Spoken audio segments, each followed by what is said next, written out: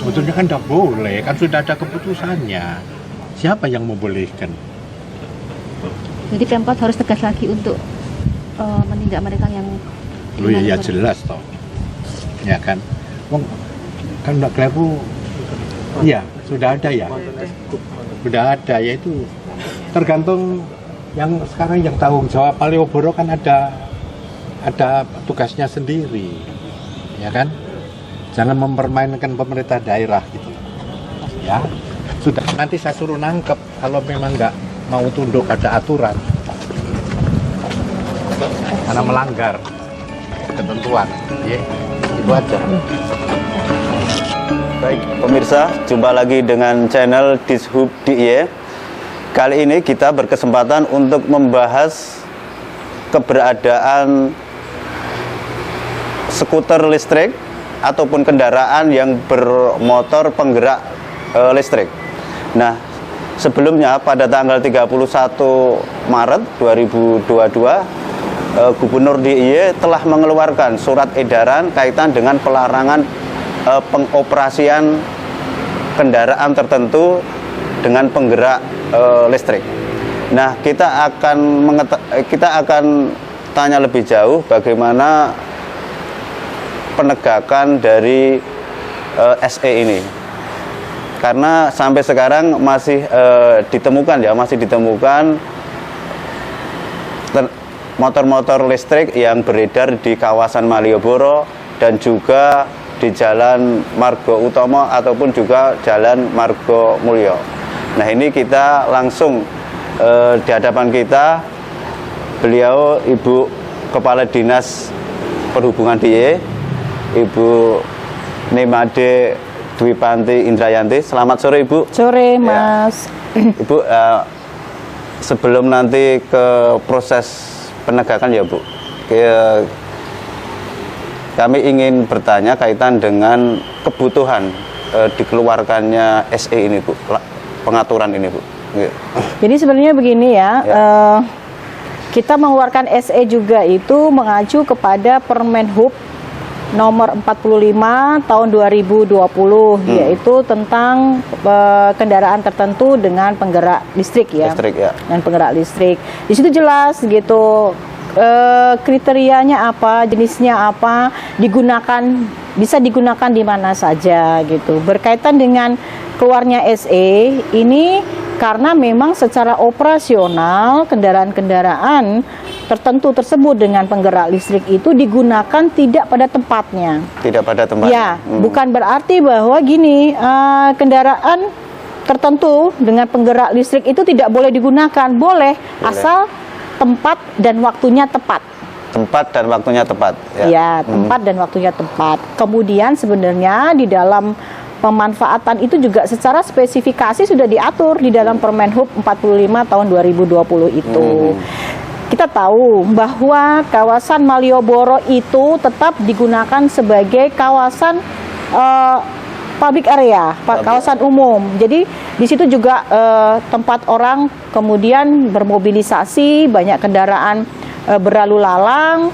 Di situ juga bukan kawasan tertentu, apalagi mungkin jalur khusus ya. Jadi itu yang kemudian menjadi spesifikasi tertentu di dalam kemudian kendaraan tertentu berbasis penggerak listrik ini bisa digunakan. Jadi kalau seperti kawasan wisata itu bisa, karena kan di kawasan wisata pasti ada pengelola wisatanya, tempatnya diatur, waktunya juga diatur. Sedangkan kita tahu kalau Jalan Malioboro itu jalan umum, nggak bisa kemudian dengan seenaknya kemudian kendaraan-kendaraan lain yang mengganggu aktivitas mobilisasi masyarakat itu terganggu. Kita sebenarnya stressingnya kepada keselamatan, ya, keselamatan. Tidak perlu sebenarnya satu kawasan umum, jalan provinsi, jalan kabupaten, kemudian dibuat satu rambu-rambu yang kemudian ini bilang bahwa oh ini dilarang, karena penyusunan rambu sendiri itu sudah diatur, ya, diatur di dalam peraturan menteri juga, di dalam PP-nya juga gitu berkaitan Bu, dengan ada temuan Bu ataupun aduan dari masyarakat pengguna jalan ataupun wisatawan yang merasa terganggu dengan itu? Ada? Oh ya banyak, Banyak ya, Bu? ya banyak sekali. Jadi di sana itu kan kendaraan bermotor tetap berlangsung ya, tetap Ya. ada gitu ya. Nah ini kan mereka kalau menggunakannya itu di badan jalan juga ya itu akan istilahnya tuh mengganggu orang lain, dalam hal ini pengguna jalan itu sendiri maupun dirinya sendiri. Jadi ya kadang-kadang mereka juga tidak melihat, malah berlawanan arus, itu kan juga mengganggu keselamatan juga gitu. Berlawanan arus. Berlawanan sangat arus ya. membahayakan Lagian ya, secara operasional itu kan juga seperti yang kami sampaikan, itu tidak tepat. Termasuk ini bagi kegiatan pengusahaan.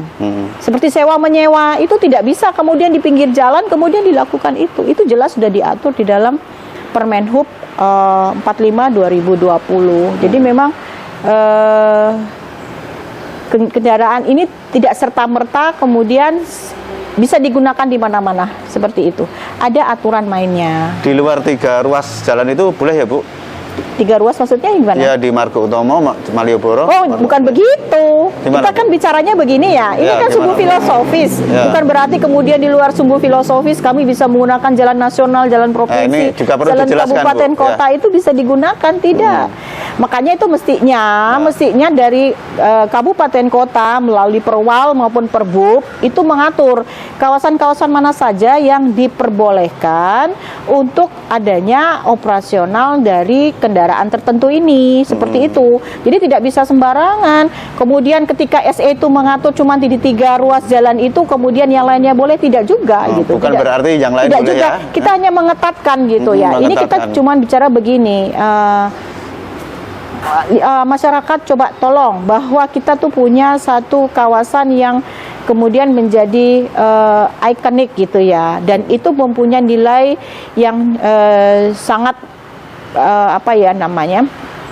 istimewa karena kan termasuk bagian dari sumbu filosofis di mana kemudian pengaturan dari sana itu sudah ada terkait dengan fungsi ya, di situ apa saja seperti apa yang boleh dan apa yang tidak boleh. Ya, jadi berharapnya memang Jadi memang sandarannya ke sumbu filosofis ya, Bu? ya, kegiatan-kegiatan yang ada di situ itu sudah disesuaikan dengan kita sudah punya yang namanya dosier yang kemudian kita ajukan juga itu sebagai bagian dari penilaian sebagai kota pusaka ya kita ya. Jadi kawasan pusaka. Jadi tidak berarti kemudian begini, oh yang dilarang cuma di sini, yang di tempat lain tidak dilarang. Sebenarnya tidak seperti itu menerjemahkannya gitu. Menerjemahkannya kan tidak seperti Dan ini itu. menjadi PR dari Semuanya ada aturannya. Pemkot, Bu? Ya, jadi kami sudah berkoordinasi. Jadi dari teman-teman kabupaten kota, kami minta untuk kemudian menginventarisasi kawasan-kawasan mana yang ini bisa dipergunakan sebagai penggunaan dari kendaraan tertentu ini ya. dengan penggerak listrik gitu. Jadi tidak bisa juga sembarang tempat di jalan kemudian yang dilalui oleh umum juga digunakan untuk kendaraan-kendaraan itu. Apalagi secara kecepatan itu sudah diatur itu. 6 km per jam. Ini nggak bisa juga gitu. Nah ini kan kalau itu kan gampang ya disetel-setel gitu. Terus usia itu juga diatur juga di dalam Permenhub 45/2020. Jadi ya anak kecil itu harus dalam pengawasan orang tua. Jadi orang tua juga harus ada. Jadi nggak bisa gitu menggunakan itu. Monitoring sejauh ini bagaimana, Bu? Gimana ya? Jadi gini ya, ini kadang-kadang masyarakat kita masih takut dengan petugas. Mestinya tidak. Kalau itu sudah menjadi satu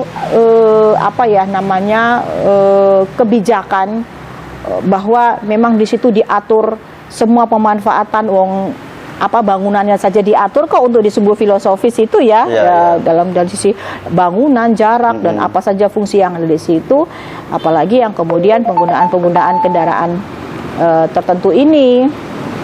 Ya harapannya kan masyarakat memahami itu gitu ya, memahami kemudian tidak harus kemudian di mana-mana kita karena tidak ada rambunya. Tidak semua jalan juga harus dipasangi rambu untuk mengetahui bahwa apakah kegiatan itu boleh atau tidak. Jadi selama ini pun juga tidak ada rambu dilarang skuter pun di PP kami juga tidak ada begitu. Itu sudah harus sebenarnya dipahami secara bijak dan cerdas oleh masyarakat gitu. Nanti kalau jalan itu sebenarnya ada aturan mainnya, untuk menggunakan jalan itu ada aturan mainnya. Jadi untuk parkir pun sebenarnya juga. Jadi tidak semata-mata karena tidak ada rambu-rambunya gitu ya Bu?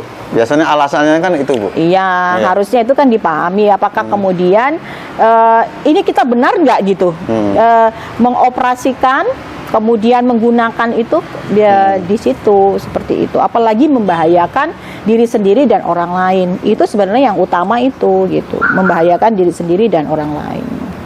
Sering melakukan Bu, operasi di sana Bu? Oh, kita bukannya sering lagi, tiap hari itu petugas kami Jogomargo itu yang pakai baju di sub itu teman dari kami dari Dinas Perhubungan DIY itu sudah mulai berjaga itu di situ. Jadi dia jam 6 apel, jam 7 sudah mulai jaga sampai jam 9 malam. Karena kami juga ada program pedestrianisasi di jam 6 sore sampai jam 9 malam. Nah, karena petugas kami juga terbatas dan waktu ininya juga terbatas sampai jam 9. Nah, ini masyarakat kadang-kadang apa ya, kucing-kucingannya juga dengan petugas kami. Jam 9 itu kan petugas kami sudah istilahnya tarik dari lapangan ya. Nah, jam 9 ke atas mereka operasional. Sering kami istilahnya kami kan sifatnya persuasif edukasi, tapi karena ada SE pun kami juga kemudian bilang, oke, ini kamu tidak boleh di sini.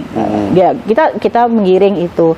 Tapi sebenarnya kami berharap bahwa ada apa ya namanya, antara kami petugas ya aparat pemerintah dengan masyarakat ini saling memahami, saling mengerti. Marilah kita bersama-sama menjaga wilayah kita itu dengan baik. Apa yang sudah menjadi kebijakan ataupun arahan ataupun aturan terkait dengan itu kita ikuti bersama-sama. Karena ini untuk kebaikan kita semua gitu. Kalau persoalan ekonomi semuanya juga bermasalah dengan masalah itu.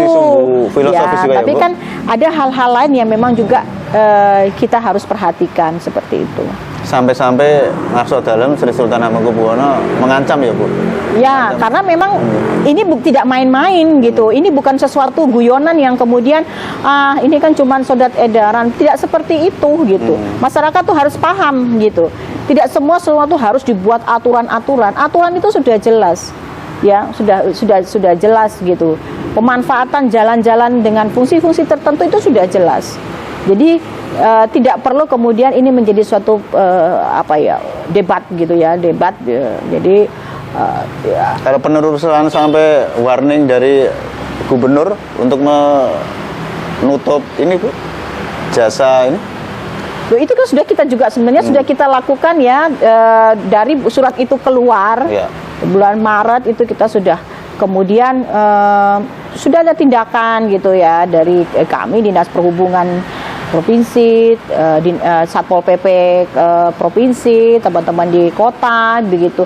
Cuman kan gini, yang kami setiap hari ya, teman kemudian yang kolaborasi itu saja.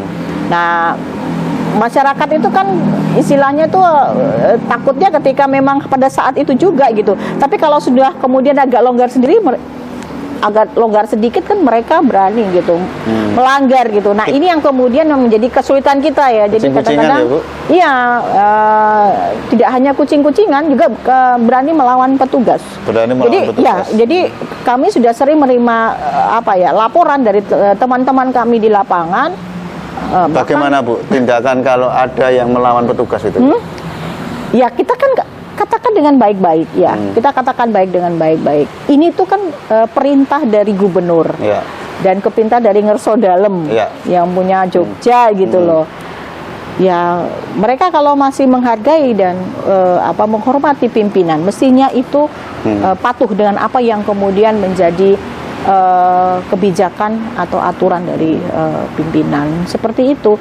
Ini tidak hanya untuk kepentingan sesuatu, tapi ini sebenarnya untuk masyarakat semua, ya, untuk masyarakat bersama begitu. Citra kita itu kan dilihat dari situ, ya. Sekarang mungkin kita senang dengan banyaknya orang, tapi ke depan-depan orang jenuh, orang tidak akan mau lagi untuk ke sana karena ruwet, karena kemudian tidak teratur dari sisi keamanan juga tidak terjaga.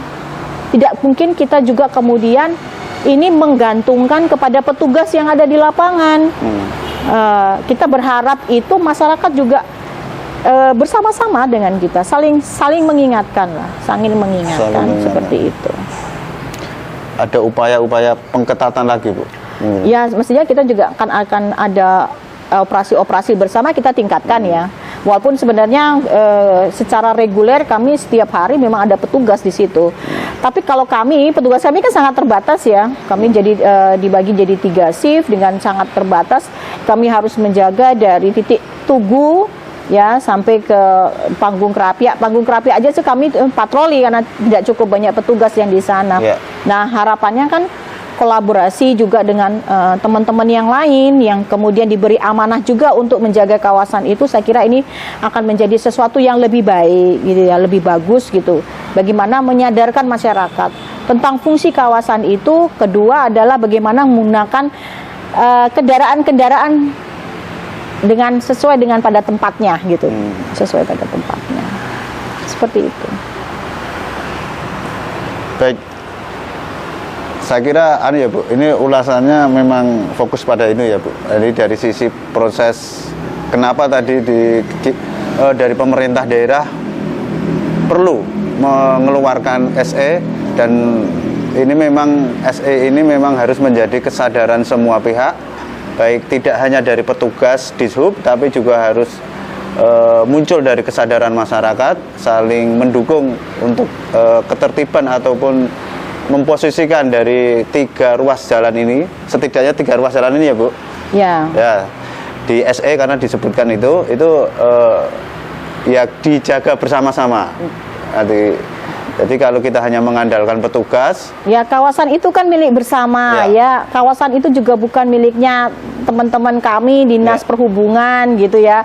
Kawasan itu milik bersama dalam arti mari kita jaga bersama gitu ya. Jadi kami di dinas ini kan bukan cuma Dinas Perhubungan saja yang punya ketugasan di sana gitu ya. Itu kolaborasi antara lintas sektoral saya kira menjadi hal yang sangat penting. Yang kedua adalah partisipasi masyarakat untuk menjaga keamanan dan ketertiban kawasan. Jadi kalau nyaman, aman, selamat, kawasan itu akan jadi lebih menarik lagi seperti itu. Karena memang ini menjadi ya Bu, magnet besar ya Bu di Malioboro terutama itu ya Bu. Iya, kalau sekarang mungkin ya kalau lama-lama kalau kondisi ini tidak diperbaiki masyarakat akan jenuh. Kalau sudah jenuh ya sudah gitu. Ini yang kita harus menjaga itu gitu. Kita sama-sama gitu. Ya.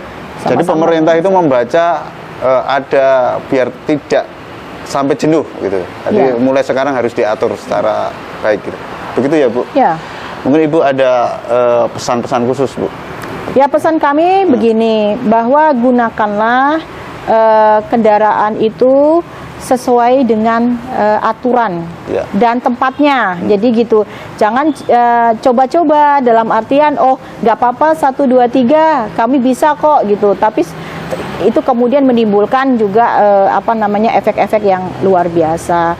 Apa yang sudah menjadi kebijakan atau aturan, marilah kita taati, kita ikuti secara baik dan sadar, karena itu sebenarnya untuk kebaikan kita semua gitu, untuk kebaikan DIY dan di mata nasional dunia, saya kira itu. Baik, demikian pemirsa obrolan ataupun ulasan dengan Kepala Dinas Perhubungan DIY Ibu Nimade Dwipanti Indrayanti. Saya kira kita sudah mendengarkan langsung bagaimana kita harus tertib berlalu lintas, harus benar-benar bisa mendukung pemerintah, program pemerintah, terutama untuk menyukseskan SE surat edaran dari Gubernur DIY kaitan dengan larangan pengoperasian kendaraan tertentu dengan penggerak motor listrik. Saya kira demikian dari saya. Selamat sore. Terima kasih Bu.